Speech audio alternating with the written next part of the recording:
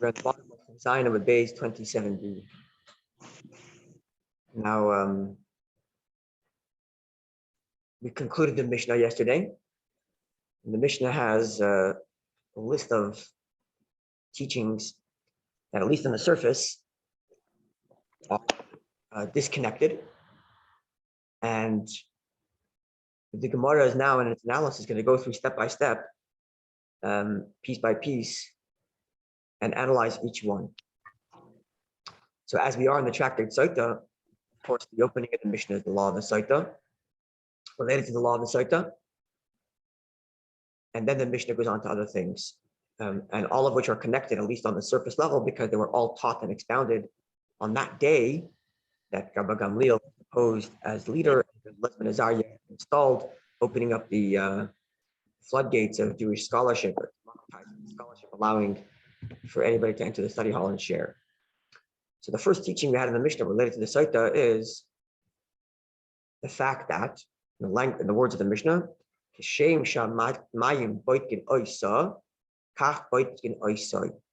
just as the water informs us or investigates and thus has its positive or negative effect on her, and so it is that it has the negative effect on him. That's teaching number one in the Mishnah related to the Sotah. Teaching number two in the Mishnah related to the Sotah, before the Mishnah gets on to the other things expounded on that day. The second teaching is, in the same way that prior to drinking the Sotah water, she's forbidden to be with her husband, so she is forbidden to be with the one, with her paramour, that's the word we've learned, with the person about which she's been warned, the person about which she's being suspected. Those are the two teachings regarding the Sotah. Now, when we learned the Mishnah, we already learned it with the conclusion of the Gemara, namely, that when the Mishnah states that just as the water checks her, investigates her behavior, so does it investigate his behavior. Who is the him? The him, as we learned in the Mishnah, is the paramour, the one about which she's being warned, the person with whom she's being suspected. But that conclusion is not obvious in the words of the Mishnah, because the Mishnah just says, just as it investigates her behavior, it also investigates his behavior, as in punishes him. But who's the him? So we looked at already with the conclusion of the Gemara that the him is referring to the paramour, the one that she's being suspected of being with. But that's not obvious in the word. The word just says him. And there are two possible people that the him could be. It could be the husband, or it could be the paramour. So the Gemara now is going to analyze and tell us how it comes to the conclusion that the him referred to in the Mishnah is the paramour, and that he is punished just like she is. So let's see how we can get to that conclusion. So bottom of Chazayin of Bey's last line. Oisai. The Mishnah said, the water investigates and informs us of his misdeeds. He is punished just like she is. So Laman, to whom? Who is this he? Ilema, if you're going to suggest Labal, that the him is the husband. And in the same way, the water investigates whether she behaved or not. It also investigates whether he behaved or not. So says the Gemara, Baal, the husband, my Ovid, what did he do here? We're limiting the scope of what the water investigates to the events surrounding the Sotah. And he is an innocent bystander in the events surrounding the Sotah. Not a bystander, he's an active participant because he warns her and takes her to the temple. But he's not the one being suspected of anything. Where's the law of him? So why would the him then mean the husband? Why would that be the first go-to? Now, if you're going to suggest, now we go to the top of Chesem Adala 28a. The Isbei Avoin, that if he has some sort of sin, Botkile, the water investigates, Botkile Maya, the water investigates. Which sin would there be related to the Sotah experience that's on him? Yeah. What sin would he have violated in the proceeding of the Sotah law? No? When I say it, they're going to say, oh, for sure. If he's with her before she drinks,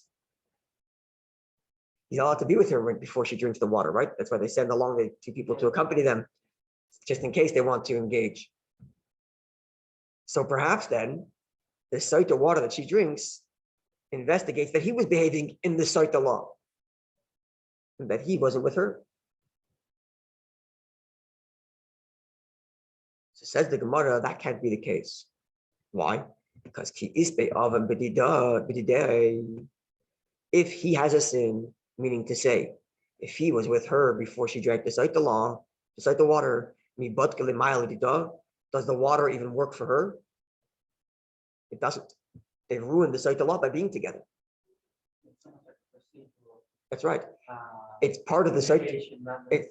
It's not a sin per se, so much as it is, well, it's a sin, but the sin isn't just simply a violation of their terms of agreement. It undoes the Sotah. So the Mishnah phrased it like this: just like the water tells us what she did punishes her, so does it punish him. But if he would engage with her intimately before she drank the Sotah water, the water has no effect on her, even if she misbehaved with the paramour earlier, because they ruined it by being together. So if it doesn't investigate her, then certainly it's not investigating him. That's the whole language of the Mishnah. Just like it investigates her, so does it investigate him, even though he, whoever that he is not drinking the water. And therefore, it could not be a question of investigating him being intimate with her before the Sotah, before the Sotah proceeding happened, before the drinking. Yeah, clear. Yes.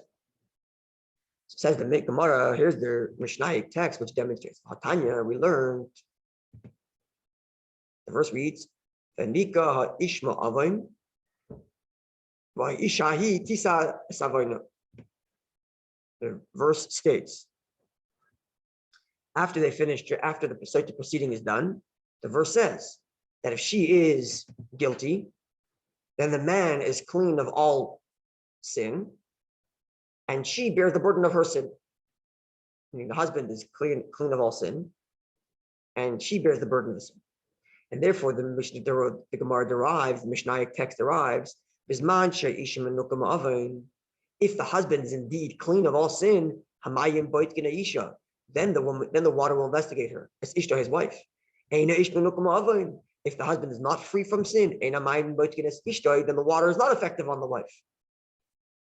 Because the verse concludes by saying that if she drinks a Sotah water and she's indeed guilty, the verse doesn't just say she carries her sin.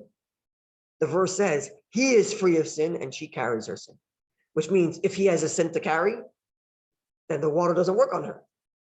She wouldn't carry the sin. No, the verse is saying she's punished and he shouldn't feel guilty by the fact that she's punished because it was her issue, not his. But what if he's not guilty? What if he's not innocent? And the Sotah law is off. It doesn't punish her. That means if he engages intimately with her before she drinks the Sotah water, he violated the terms of the Sotah proceeding, then the whole Sotah water is off. She can drink it. It has no effect on her. And certainly no effect on him, because the Mishnah stated that the same way the water affects her, it also affects him. But in the case where he was intimate with her, it doesn't affect her to begin with. So we're back to square one. Who is the him? And the Mishnah says, just as the water and tells us about her behavior and punishes her, so does it tell us about his behavior and punish him. So the him cannot be the husband. So therefore, who must the him be? Allah, therefore, yeah, you want to say something?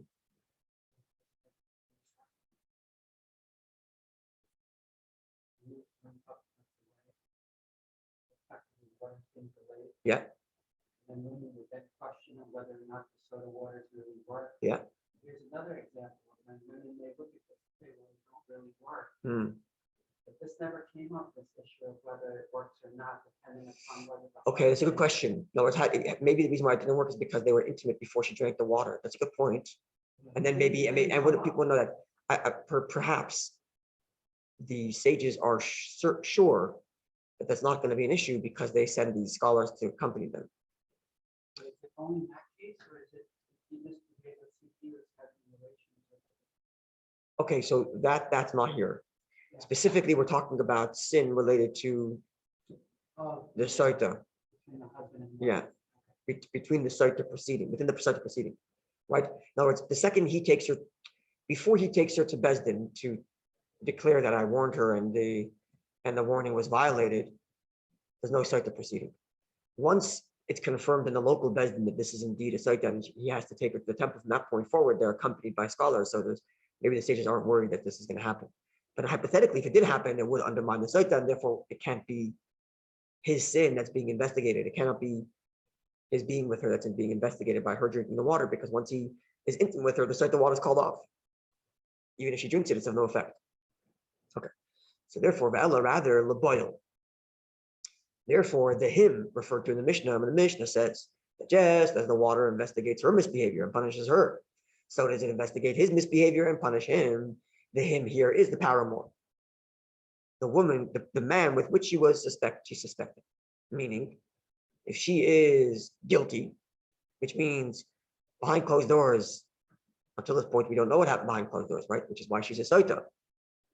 But it so happens that they did engage intimately. She was unfaithful. So just as she is punished, so is he.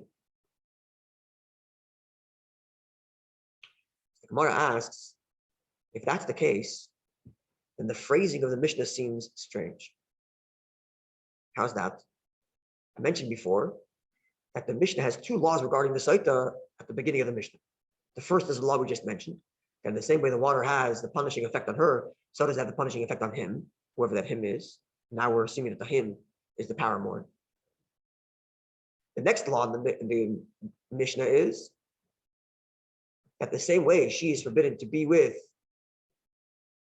and the phrasing here is important. This is the phrasing of the second law in the Mishnah. In the same way, she is forbidden to be with her husband, so she is forbidden to be with the paramour. So in this second clause, the Mishnah doesn't describe the paramour as him, but refers to him as the paramour, the boil, the one with which she was suspected. So keep the phrasing consistent. If the him in the first clause is not the husband, it's the paramour, then say so, just like you do in the second clause. In the second clause, you say, she's forbidden to be with her husband. She's also forbidden to be with the paramour. Instead of saying, just like she's forbidden to be with her husband, she's so too forbidden to be with him. The same him referred to earlier. So keep the language consistent. That's what the Gemara asks. Listening, let the Mishnah phrase its teaching k'tekatani seifa, as the Mishnah phrases the teaching in the second clause. Namely, the second clause reads, Shem shar sur labal, just as she's forbidden to be with her husband, kacha sur laboyel, so she is forbidden to be with her paramour.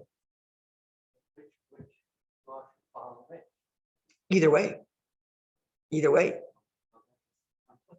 That's what the Gemara concludes. The Gemara concludes, because the second clause includes two hymns, so the two clauses are written separately. We'll see in a second, actually, even more. The Gemara says, we're going to conclude that in reality, Laboil, the investigation here is about the paramour. As for the discrepancy in the language, the Reisha, the first clause, Aidi Detana Isa, where there the Mishnah already began with the phrasing her, because there is only one her. So it says, just as the water investigates her, so Tanya Isa, therefore the language there concludes with him, to keep it consistent. Her, him. Seifa, the second clause, where you have to be referring to, you couldn't just say him twice, right? Because there's two hymns. So you say, Adi Tana Baal, so you have to refer to the husband as the husband. So Tana Boil, therefore we also refer to the paramour as the paramour, instead of saying him. Right? This is the Gemara's conclusion. My one piece that I'm missing, that I'm not understanding, is the Gemara, the Mishnah actually could have been consistent. The Mishnah could have said, the same way the water investigates the woman, so does it or the same way the water investigates the wife, it also investigates the paramour. In other words, the Gemara's reason why the Gemara is saying the reason why the Mishnah said him is because it began by saying her. Don't say her, say the wife. And it'll be clear. It investigates the wife, it investigates the paramour. You're forbidden to your husband, you're forbidden to the paramour. And each time we refer to them by their actual pronoun rather than referring to them as him, her, and then later paramour, husband. So the Gemara Mishnah could have gone consistent. But it wouldn't have been as much. We would have been deprived of 10 lines of the Gemara. So why would we do that? which is actually relevant, and this is perhaps the answer to the question. I'm sure there's commentaries on this, but just suggesting further. Come, you can join us. So maybe like this. There's a expression that we've been told in yeshiva 1,000 times. Never would quote this many times. Ahava, it's in Yiddish. Ahava mina in Torah is oichet Torah. A havamina means a havamina stands for havamina is an Aramaic word which means what I would have thought. Havamina, what I would have said. Something I would have said in Torah, even if later it's discounted, is also part of Torah. In other words, the Rebbe would cite this idea. If I learn 5 lines of Gemara, and those 5 lines of the Gemara are not the conclusion of the Gemara is going to reject it in 2 lines from now. But I only learned those 5 lines. I'd be required by Torah law to make a blessing over learning Torah. Right? One cannot study Torah before one makes a blessing over learning Torah.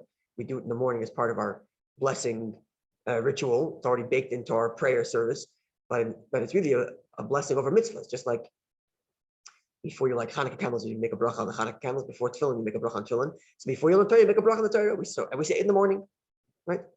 So in halachic theory, if I'm about to learn, I didn't make a blessing on the Torah this morning, right? And I'm about to learn 4 lines of the Gemara, and those 4 lines of the Gemara are going to be rejected afterwards. I would still have to make a bracha over learning Torah for those lines. Exactly, because even a havamina, even afilu havamina is oichet Torah. Exactly, because the Torah also. It means even the Gemara's version of what I would have thought also has value in Torah. The Rebbe's father goes even further. The Rebbe quotes this. Even times where the Gemara says badusahi, sometimes the Gemara quotes a Mishnaic source, which seems to contradict some other sources, and the Gemara will try to resolve the seeming contradiction. And sometimes the Gemara will come to the conclusion, we must conclude that this text is a false text. What if you were going to learn that text, that false text? You wouldn't have to make a bracha on Parshas Zachor? Of course you would, because it's quoted in the Gemara. So even the line in the Gemara, which the Gemara itself declares this is a mistaken text, is still part of Torah. If that's the case, you're right. The Mishnah left it ambiguous because the way of thinking that maybe the water investigates him is also a message in Torah. It's also a message the Gemara wants you to go to, even though the Gemara is going to conclude later. So had the Mishnah been written in such a way where the conclusion was baked in, then you'd be deprived of a possible Torah way of thinking that it investigates the husband. So therefore, in other words, like the Mishnah itself is remaining ambiguous, that you'll come to the right conclusion, but it's going to take you some time to get there because the process is part of the Torah also. So, Rabbi, basically what you reject is as important as you accept, of course, studying the negative commandments, for example, to ensure that we understand the 365 commandments. So that what we set aside, we want to ensure is just as important to ensure that we don't engage in that which we should set aside. In fact, to make your point stronger, there are some mitzvahs that the Torah should never fulfill. For example, the Torah says you shall return a stolen object. It's one of the 613 commandments. And Torah hopes you never fulfill the commandment to return a stolen object. The Torah doesn't want you to steal, right? If it so happened that person stole, God forbid, then he has a biblical commandment to go return a stolen object. But as far as Torah is expecting of your life, you should never fulfill that mitzvah. And there are how many pages in the Gemara written on that mitzvah? And yet you're not supposed to ever fulfill it. Because understanding the context of what not is also part of everything. To your point, written law to accept it. When you said you want to accept it, or no, this is to cover. More important written or you cannot understand written law. Yeah. Then you have to place the yeah. Just very quickly, Rabbi, it's very beautiful because we have a concept, because of the way that we study law and life in Judaism, that we don't have any schadenfreude. We don't have any joy in someone else's misery, God forbid. And the loss of someone, even that for the few moments, God forbid, shouldn't have to be such so that in order so that we should find it and say, okay, we found it, but we dismiss the fact that the person went through a hard time. Yeah. You know, when we were learning yeshiva, we were always told to think, what was the makshin thinking? Makshin means the questioner. Like you have to think of the Gemara as a dialogue. When the Gemara poses a question, and then there's an answer, and there's a counter, you have to think of each of those statements being said by another person. and the other person is a thinking sage. So if there's a question being raised in the Gemara, that means there's a person who thought very deeply and posed the question. So what was he thinking? Before you get to the answer and just say, oh, the question was irrelevant because we have an answer. No. What was the questioner thinking? And so with every stage in the Gemara, the Makshin, what was the Makshin thinking? What was the question thinking? Anyway, so I'm going to stop over here in the Gemara, but I want to share something important, just a few words about this Shabbos. The Shabbos, of course, is Parshas Zachor, right? We're reading the part of the section of the Torah that tells us to remember and never forget Amalek and to erase Amalek. It's a biblical commandment. It's the only Torah reading that's actually a biblical commandment. There are opinions that maybe Parshas Zachor is also a biblical commandment, which we're going to be reading soon. But certainly the Parshas Zachor is a biblical commandment. Torah says to remember. And remembering on its most basic halachic level means to verbalize. Just like on Shabbos, you have Zachor Sema Shabbos L'Kachay. The verse says you have to remember Shabbos to make it holy. Remember means to mention, to relay. And we have a commandment, a biblical commandment to relay words of the sanctity of Shabbos, which we actually fulfill when we daven Friday night. Baked into the prayer is words describing the holiness of Shabbos. Our sages instituted Zachrei or Layayin, that you should make that remembrance, that mentioning over wine, which is why we make Kiddush later. We make Kiddush later. Yeah? So likewise here, the Torah says, Amalek, remember or make mention of that which Amalek did. And we fulfill that biblical commandment by listening to the Torah reading on Shabbos. Now, what I'm about to share with you is taken from a wonderful class in Hebrew by Rabbi Ashkenazi, the rabbi of the Chabad village in Eretz Yisrael, for Chabad. But he makes a very interesting point, and it really sharpens it very well, which is like this. He says we ought to think of the mitzvah to just on a halachic level, never mind on the spiritual level, but on a halachic level. We ought to think of the mitzvah of remembering Amalek the way we would prayer. The mitzvah of prayer is not to say the words. That's not the essential mitzvah. The essential mitzvah to pray is a mitzvah of the heart. It's a mitzvah of intention, even on a halachic level. The way Rambam describes the mitzvah famously is that a person should open up in supplication, Tasha, to God. The key being tchina, bakasha. Tchina means with a person's communicating to God because he feels connected. Like the Gemara says, where do we know prayer from the Torah? Because the Torah says you should serve God with all your heart. Says the Gemara, what constitutes service of the heart? Hava will say Zutulitz is prayer. So prayer at its core is not about the words, but about the intent. Now, it so happens that as a condition to fulfill your intended relationship with God, you have to verbalize it. And if you don't verbalize, you didn't fulfill the mitzvah. But it's not the verbalization that's the actual definition of the mitzvah. The definition of the mitzvah is the intent. But there's a condition. If you want to fulfill your intent, you have to verbalize your intent. But the mitzvah is really on the intent, not on the verbalization. It's right. Like in most mitzvahs, it's the reverse. For example, we have a principle, mitzvah tzichas kavana, which means that mitzvah, one is required to have intention. One is required that when you're fulfilling a mitzvah to intend that I'm now fulfilling God's command. And it's a major discussion all over the halachic authorities. If a person's forced to eat matzah, did he fulfill his obligation? A person who's blowing shofar just because he likes the sounds, did he fulfill his obligation? A person picked up a little of an essay and he's doing it, he's trying to ward off flies, did he fulfill his obligation? These are big discussions, which we're not getting into. But the point is that the mitzvah is the action. Now, as a condition to fulfill that action, you have to have some measure of intent that now I'm fulfilling God's command. But the mitzvah remains the action. When it comes to prayer, it's the reverse. The mitzvah is the intent. The mitzvah is an intentional relationship with God. As a condition to the fulfillment of that relationship, one must verbalize. You need the passport. Yeah. Brother is the passport. I'm talking about the halachically, to fulfill the mitzvah of prayer. One has to have intent that I'm now talking to God and I'm communicating to God that I'd like X, Y, and Z, or thanking God or praising God, the different elements of prayer. The halachic requirement is the feeling, the intent. In order to fulfill it, the condition is it must be verbalized. So it says Rabbi Ashkenazi, and he proves this, quoting various sources, and I believe he's right.